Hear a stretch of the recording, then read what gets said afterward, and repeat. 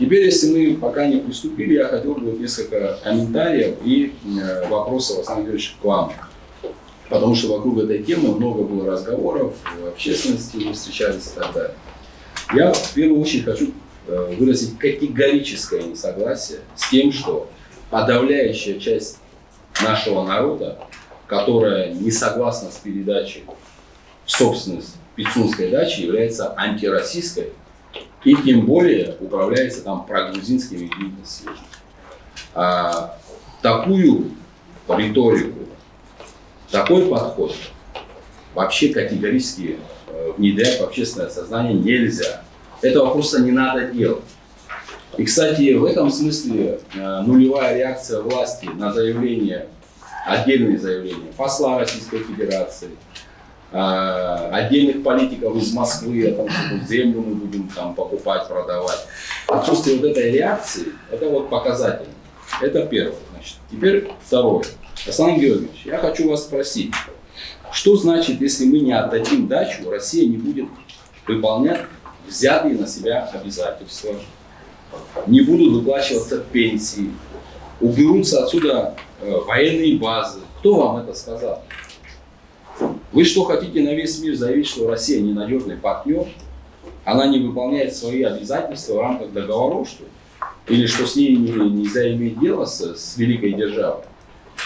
Президент России, наоборот, говорит, что Россия за равноправные отношения суверенных государств. А вы ходите и рассказываете, что Абхазия это чуть ли не колония. Если мы дачу не отдадим, то все пропало, мы должны подчиниться их воле. И вообще, хочу вас спросить, Александр Георгиевич, я имел возможность посмотреть несколько эфиров с ваших встреч с общественностью, которые были названы отчетом, полугодовым отчетом глав района. Для какой цели вы возите с собой заместителя министра обороны Абхазии и рассказываете, что грузинская армия великолепная, а наша ничего не может сделать? Для чего вы это вообще делаете, я понять не могу. Третье, наверное, самое главное. Почему мы пришли к политическому кризису, Аслан Георгиевич? А ведь я вас лично предупреждал об этом. По-другому и быть не могло.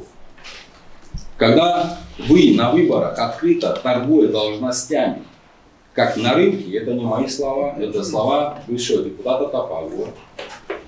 И как уже выяснилось, не имея никакого плана реформ, собрали всех и вся и пришли к власти, раздали кучу невыполнимых обещаний как внутри Абхазии, так и за ее пределами, в итоге весь абхазский народ стал заложником вот этой ситуации. А вы вместо обещанных реформ стали заниматься построением кланово-олигархических моделей образца 90-х годов в России, где наш народ нищий в этой модели и далек от принятия решений, потому что решения все принимаются кулуарно, и лишь горстка людей богатеет, мы это видим, на наших глазах все это происходит. Кстати, уходя, бывший глава администрации Абхазской ЦИНи об этом сказал, что он наблюдал, как по коридору люди ходят и богатеют. И в этом смысле Сократ Ильич об этом говорил. И прокуратура должна была, наверное, отреагировать правильно на этот факт, что человек заявил открыто о том, что коррупционное происходит. Я хочу вам сказать, Аслан Георгиевич, в Абхазии выросло новое поколение. Нас, тех, кто не помнит Советский Союз, автономную республику в составе Грузии, сегодня уже больше 55 тысяч уже в совершеннолетнем возрасте. Вообще нас больше 90 тысяч тех, кто родился, вырос, уже не понимает и не помнит, что такое автономная республика. И мы ни вам, ни вашим друзьям-олигархам не позволим в Абхазии создавать такого рода модель. Все, этот поезд ушел, это время уже давно позади. Мы встанем рядом с патриотами Абхазии, которые всю свою жизнь положили на Абхазию, с такими как Руслан Мканович Хашик и другими нашими людьми, которые истинно отдали свою жизнь. И к этой категории я хочу отнести и вас, Сергей Миронович. Мы рядом с ним. И уже не получится то, что было, допустим, 10 лет, 15 лет назад, это уже не пройдет. И, кстати, передайте, пожалуйста, вот этим своим друзьям-олигархам, с которыми вы очень близко подружились в последнее время, пускай они своей армии помогут. А то они ведут себя, как будто ни в чем не бывало, ничего не происходит. Мы тут деньги на квадрокоптеры и на ВАЗике собираем. Они тут ищут в Абхазии, где дешевую, по дешевке скупить какую-то землю у нашего народа, воспользовавшись ситуацией. Моя просьба, Аслан Георгиевич, к вам. Пожалуйста, переключитесь назад на национальную повестку.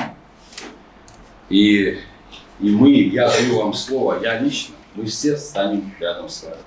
Как бы тяжело не было, мы выстоим, мы справимся, мы совсем справимся. Просто переключитесь на национальную повестку. Или мы все вместе с вами, присутствующими, теми, у кого сегодня сердце болит, они здесь не находятся, переключаемся и вместе строим социально ориентированное справедливое государство, где все равны перед законом, а блага распределяются равномерно, и госаппарат, что немаловажно, работает прозрачно, или мы получаем жесточайший политический кризис в ближайшей перспективе. Что в условиях, то, о чем сказал здесь Сергей Миронович, угрозы войны губительно для нас. Нам нужно развитие народа и государства, а не территории. Это разные вещи. Мне бы хотелось, чтобы президент Абхазии был защитником государства, народа в первую очередь. Аслан Георгиевич, вы же не торговый представитель Российской Федерации в Абхазии. Вы наш президент. Вы зачем ходите на каждом шагу инвестор, инвестор, инвестор, инвестор? Это надо продать, то надо продать. Вы что думаете, что мы 30 лет все это хранили для вас? Или для ваших родственников?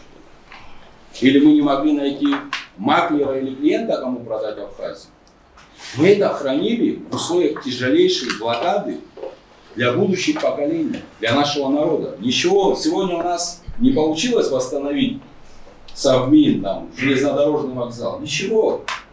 Ваши внуки, наши внуки восстановят. Но это не значит, что надо взять и раздать все это кому попало. Кстати, Аслан Георгиевич, еще раз вернусь к тому, что в общество внедряется мысль о том, что вот якобы оппозиция против. Нет. Вам противостоят сегодня ваши ближайшие соратники. И это общественный деятель Циза Гумба, который назвал вас бизнесменом. Общественный деятель Алхас Тхагушев. Это учитель сельской школы, член вашей инициативной группы Саид Бея. Поэт Дмитрий Габалия, который снимался в ролике про чистые руки. Помните ваш предвыборный ролик?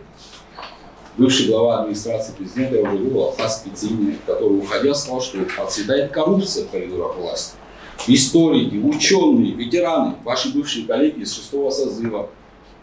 Вот что происходит, Аслан Георгиевич.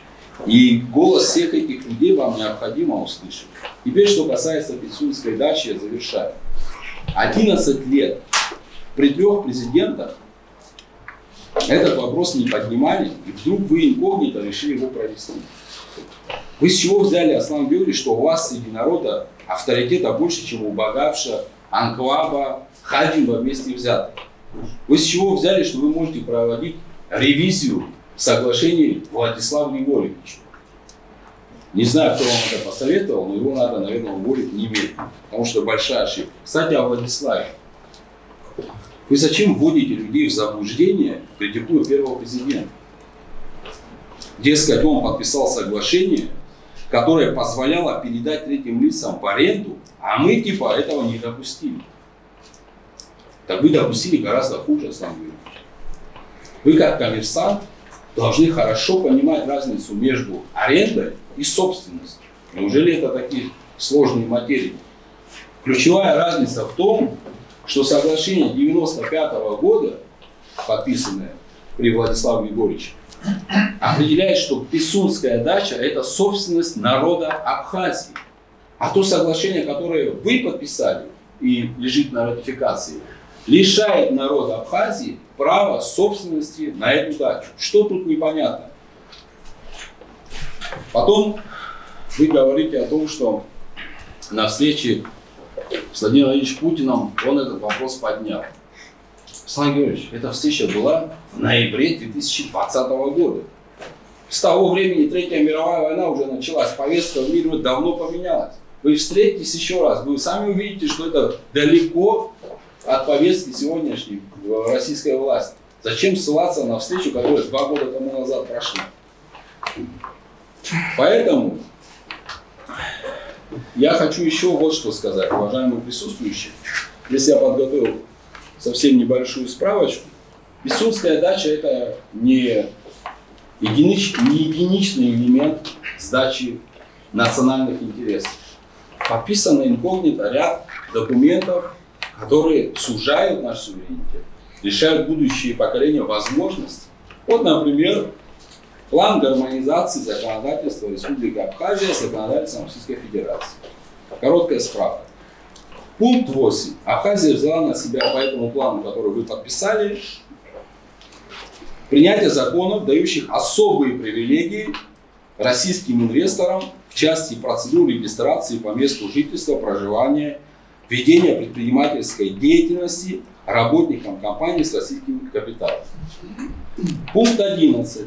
Абхазия взяла на себя обязательство принятия законов Республики Абхазия, соглашений, обеспечивающих возможность российским банкам, кредиторам, взыскивать задолженность по кредитным договорам и обращать взыскание на заложенное имущество в Республике Абхазия. И я хочу проинформировать, может кто-то не знает, 29 июня 2022 года министр юстиции в Москве подписал соглашение о взаимном признании судебных решений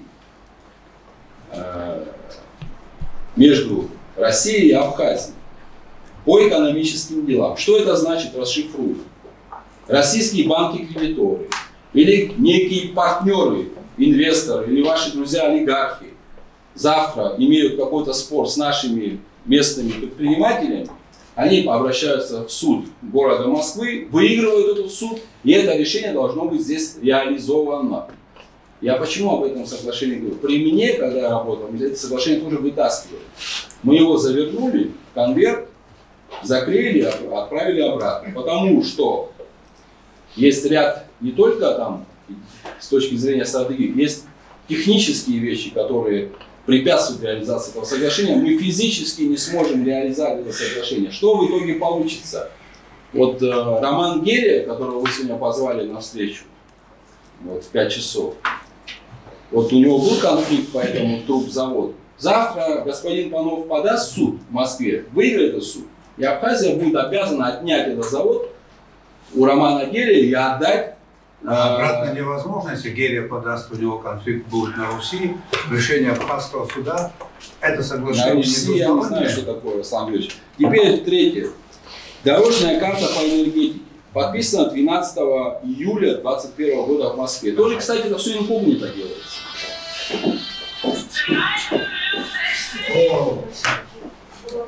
Вот по дорожной карте. Пункт 3.1.1. Разработка и принятие нормативных актов, регулирующих привлечение инвестиций российских компаний в энергетическую отрасль Республики Абхазия. Это говорит о том, что надо изменить закон об электроэнергетике в части того, что это все остается госсобственностью. Я так понимаю, вы взяли на себя обязательство, что российские компании сюда заходят в нашу энергетическую отрасль и забирают эту собственность себе. Но еще дальше, еще интереснее. Пункт 3.1.3. Абхазская сторона берет на себя обязательства по подписанию соглашения, которое гарантирует возврат инвестиций российских компаний в энергосистему Абхазии. Это что получится? Завтра вы дадите энергетическим компаниям России здесь вкладывать в энергосистему. А мы знаем, как некоторые компании умеют раздувать сметы. Они напишут, что они вложили в нашу энергосистему 60-70 миллиардов рублей. Плюс к этому вы подписываете соглашение, что абхазская сторона обязуется гарантировать возврат, и абхазский народ получит долг опять 60-70 миллиардов рублей. Почему я уверен об этом говорю? Потому что, опять же, при мне, когда я работал, вот такие вот вещи пытались как бы пролоббировать, но ничего не получилось. Программа социально-экономического развития Республики Абхазия на 22-25 год. Принята Кабинетом министров. Тоже весьма ущербный документ, который говорит только лишь о том, чтобы нам нужно помогать российским инвесторам, помогать российским компаниям и так далее. И больше ничего там про Абхазию нет. Если мы пойдем таким образом, по Пицунской даче я вот хочу точку поставить, знаете, вот слышу комментарии разного рода, там нота какая-то пришла, значит, статья 3 определяет режим, статья 8 определяет это. Это все не нужно, Аслан Георгиевич. Вы подписали соглашение, позволяющее лишить абхазский народ собственности на этот объект. Более того, вы подписали документ, позволяющий его передавать третьим лицам без оглядки на абхазское законодательство. Это все написано в статье 26. Все статьи остальные никакого значения не имеют.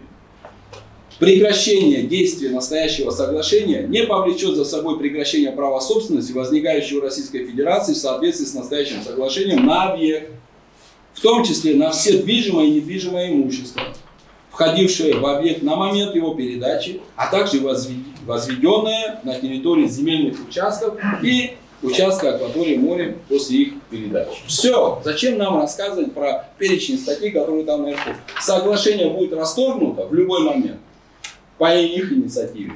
И все это уходит к ним в собственность, и все это выходит за юрисдикцию Абхазии, и всем этим они могут распоряжаться как хотят. Поэтому все эти заговоры, я их называю, знаете, когда вот гипнотизируют общество, что вот мы тут хотим поменять, тут. Вот этот пункт самый главный. Я хочу, и против чего я выступаю, и мои коллеги основные. Я хочу, чтобы вот этот объект оставался собственностью моего народа. Но в пользовании Российской Федерации, президент Российской Федерации, дай Бог ему здоровья, пускай принимает там гостей, проводит все государственные мероприятия, которые ФСО посчитает нужным, но я хочу, чтобы это было в собственности. И на сей счет я вам процитирую один закон, которого, имя человека, которого вы сейчас стали склонять в угоду своих каких-то вопросов, закон о первом президенте Абхазии. Вот там есть статья 6, в которой написано: право первого президента Республики Абхазия на бытовое обеспечение транспортной услуги. Так статья называется. В этой статье написано: первому президенту Республики Абхазия по его выбору предоставляется в пожизненное пользование государственная дача ЛЗА в поселке Пицунда. Даже Владислав Григорьевич себе в собственность там какую-то другую форму себе не позволит. Пожизненное пользование, пожалуйста. Почему мы должны, кто-то что для Абхазии сделал больше, чем Владислав Григорьевич, мы почему кому-то должны отдавать собственность? Я вот этого понять не могу. Поэтому теперь вот вернусь к тому, что здесь было сказано уважаемым мной Сергеем Мироновичем. Значит, кстати, одну ремарку по поводу 6-го созыва. Я не депутат 6-го созыва. Мне очень обидно, когда вы манипулируете вот так общественным сознанием, что вы отправили в 6-й созыв, они там не отреагировали. Хочу вам сказать, что вам прекрасно было известно мнение 6-го созыва. Если бы вы это мнение не знали, документ, который вы подписали 19 января, вы бы отправили бы на ратификацию именно в 6-й созыв, который после подписания еще 3 месяца проработал. Поэтому здесь тоже лукавить не нужно. Теперь, что касается вот этого соглашения, которое вот здесь оно присутствует, да, о создании консультативного совета.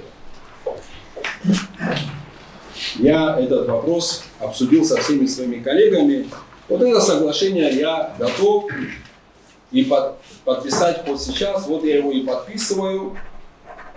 Если вы хотите, вот подписывайте сейчас, и мы закроем все остальные вопросы. Или мы идем по такому пути, Аслан Георгиевич? Это не ультиматум. И даже если мы с вами здесь о чем-то договоримся, не о том, что здесь написано, это не значит, что люди не выйдут на улицу. Здесь речь идет о том, что в законной форме отложить вопрос Пицунды, вернуться к национальной повестке и вместе, разделяя ответственность между общественными силами, политическими партиями, садиться за стол, и чтобы у нас не было кулуарщины, мы могли предварительно обсуждать вот так открыто все вопросы, касающиеся нашей национальной безопасности. Это один из вариантов. Второй вариант, я о нем не хотел говорить. Вы на своей пресс-конференции недавно сказали, что вы собираетесь проводить референдум о доверии к себе. Правильно? Вы говорили о том, что любой ответственный политик должен проводить референдум в середине своего срока. Середина вашего срока приходит вот сейчас в октябре, через 2 недели. Если вы действительно намереваетесь следовать своему слову, держать свое слово, как абхазец, тогда возьмите, выйдите к народу с вот этой повесткой. Я хочу отдать Пицунскую дачу, я хочу отдать энергетику, я хочу отдать право покупать здесь недвижимость, я хочу разрешить россиянам продавать, покупать здесь землю. Почему я об этом говорю? Потому что вы не отреагировали на заявление депутата парламента России. Выйдите с этой повесткой к людям, к народу, проведите референдум. Доверяет ли вам народ Абхазии вот с такой повесткой?